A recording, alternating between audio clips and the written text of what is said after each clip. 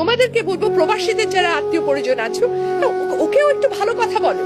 ছোট ছোট ভালো কথা বলা যায়, কিন্তু এবার ঘি বানায় উঠায় রাখবো, তুমি আসলে গরম ভাতে ঘি দিয়ে খাবা, কতদিন হাতের টেনে ঘি খাওয়া, এরকম যা চট্টক সামর্থ্য আছে, কিন্তু তাকেও একটু একটা দুটো ভালো কথা বলতে হয়।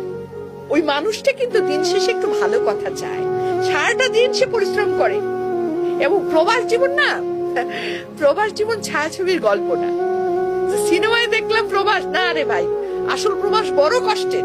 স্পেশালি এই আমাদের যে বেলটায় যে গালফ কান্ট্রি গুলো আছে, সৌদি আরব, তারপরে বলে কি বলে কাতার, কুয়েত, এই বাপরে বাপ। আমি কিছুদিন আগে মিশরে গেছিলাম, মানে মনে হচ্ছে কি শরীরের আমার কি বলে মগজ গলে গলে পড়ছে।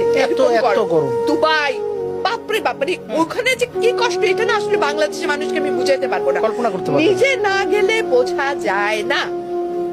এখানে যারা কাজ করছে কত কষ্ট করছে, আমি তো তাদেরকে স্যালুট করি যে ওরা মানুষ না, এবং করে কয় টাকা ওরা নিজের জন্য রাখে, আর কি মানবতর জীবন যাপন করে, খায় কি একদম একতলা দুতলা ডরমেটরির মতো থাকা, একেবারে কিসের জন্য?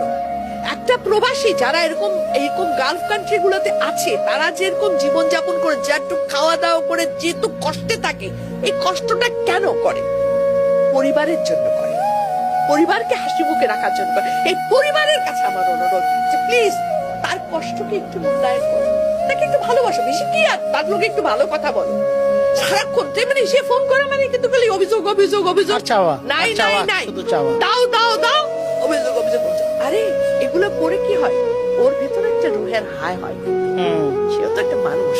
এই রুহের হায় কিন্তু কোনোদিন বৃথা যায় না, টুডে টুমোরো এটার জন্য পে করতে হয়।